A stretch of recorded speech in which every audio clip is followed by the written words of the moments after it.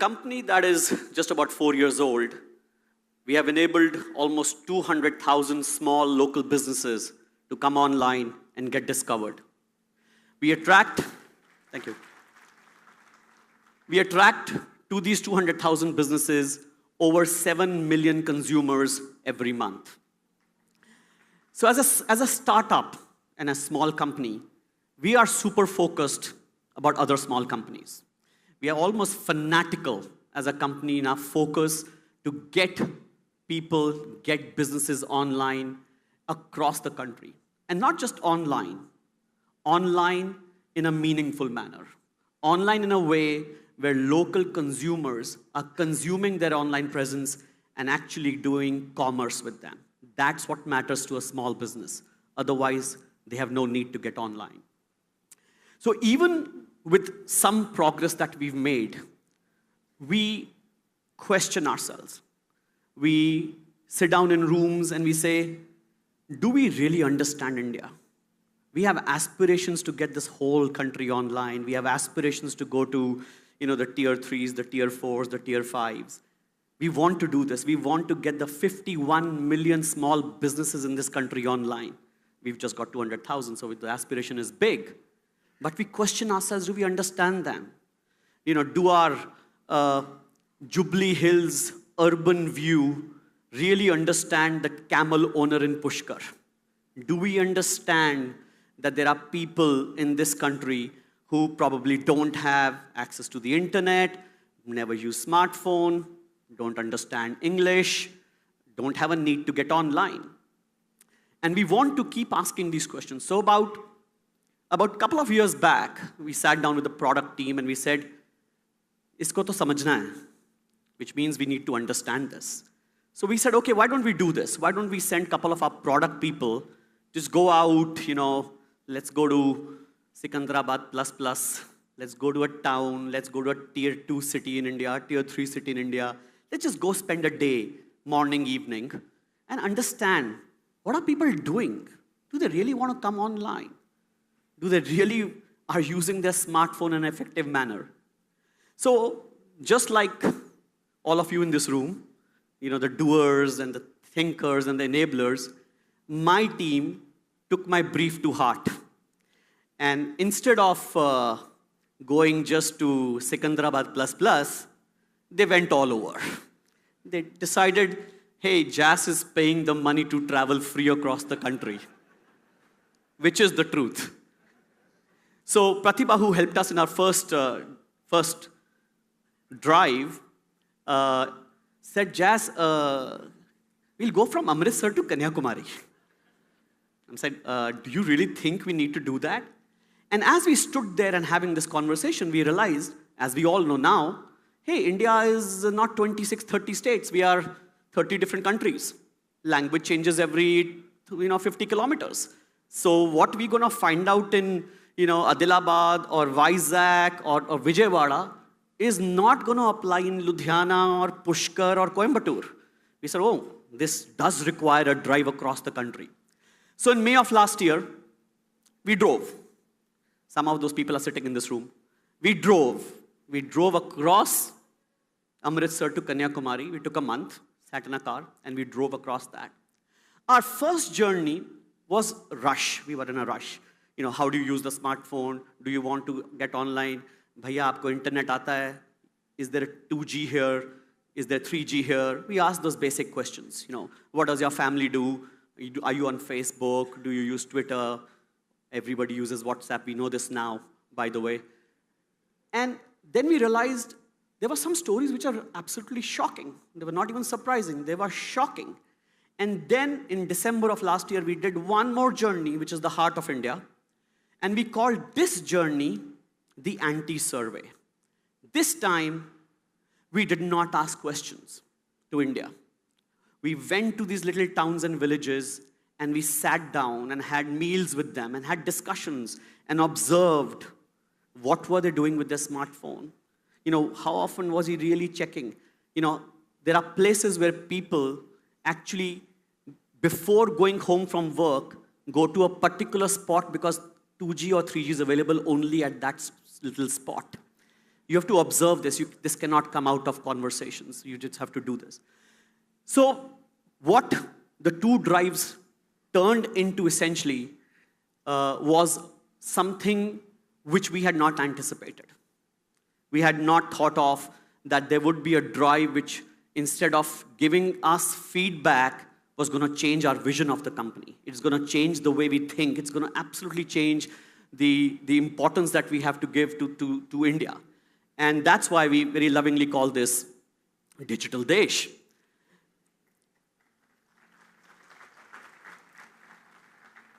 And we already call it Digital Desh. It is already digital, and that's one of the largest things I'm going to talk about today. This country is already digital, more than people in this room, and I'm going to talk to you about that. This, as you would imagine, is a picture of someone who's just got some fish. What you don't know is that this is coastal Karnataka. This is Karwar. This is where 2G, 3G signals are spotty. This is where fishermen are not educated. It's a family continuation. You know, the child learns to fish and then the next child, and then education is a low priority. What do these people do? This fishing community, and I'll talk to you about this one gentleman called Sattar, who's the head of the fisheries union. He's out on the water. He takes his boat. They catch fish. They catch some prawns, squid, various types of fish. They take pictures of it. They shove it into their WhatsApp.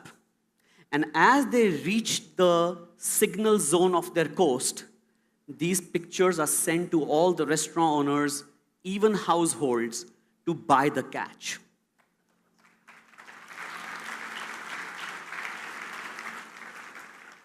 This is May of last year. A year and a half are almost going by. This is WhatsApp being so pervasive. This is technology being used not in the way you and I are going to think about it. This is not an urban problem, right? For all of us, internet is a necessity. Fair thing to say. For these people, it is survival. Fish gets bad very quickly. We all know that. It's survival. I'm going to tell you something even more shocking. Sattar tells us that sometimes in bad days, when they know the network is not going to work in Karwar, they take their catch and move towards Mumbai just so that they can catch the WhatsApp signal, the 2G signal. That's it, and it turns back into Karwar. So guys, ladies and gentlemen, here is what Sattar has to say, but more importantly, internet is the new fish. You want to go and catch that. You know, we are so ubiquitous in our access that we don't believe that. You know, it's become quite obligatory to have a 14-year-old everywhere. This is our 14-year-old Ted. Score 1-all. Ritik is 14 years of age. And he is a child whose father sells souvenirs in Orchha. Orchha is a medieval town in Madhya Pradesh. Nobody has heard about it, guaranteed. I had not. Ritik wants to help his father sell curios and souvenirs to tourists coming in from various parts of the country, and specifically from Spain. But his father and him, they cannot have a communication or articulate to their Spanish customers or tourists. So what did Ritik do at 14 years of age? Ritik used Google Translate to learn Spanish.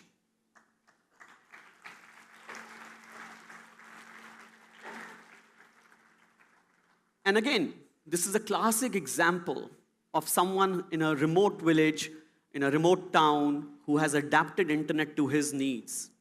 He has used the smartphone, he has used that internet to a cause which is only dear to him at his age. He's in fact redefined education. This is the changing face of education. This guy is gonna probably learn more languages before he ever learns to do calculus. He may never do calculus and be more successful. And that's the importance of education. People like Kritik are going to consume the internet for their survival and for their benefit first. And that includes education. The word education has changed. It's no longer 10वीं, 12वीं, 12th, going to a college for a high degree. He's changed the whole world. And that's another opportunity for this desh. That's another opportunity for India. Suddenly, no child left behind. Access to the internet is going to change the way people are going to get educated in this country. And you know what? They don't need us. They'll figure it out. They don't need us. We continue to move along. And before I do, sorry, Ritik back again. This is a funny one. This is Ritik's mother's election symbol. Of course, we're going to talk to the Election Commission and see if that can become a smartphone. But nonetheless, it works given its orcha. Moving to Pawan. Pawan, first in Hindi and then in English, tells us, मुझको तो internet मालूम ही नहीं था, ये smartphone क्या है, एक अंग्रेज आया, उसने मुझे फ़ोन दिलाया, उस पर व्हाट्सएप डाला, मुझको बताया, मेरा ट्रिप एडवाइज़र में प्रोफाइल डाला, आज मेरे पास 400 कैमल हैं.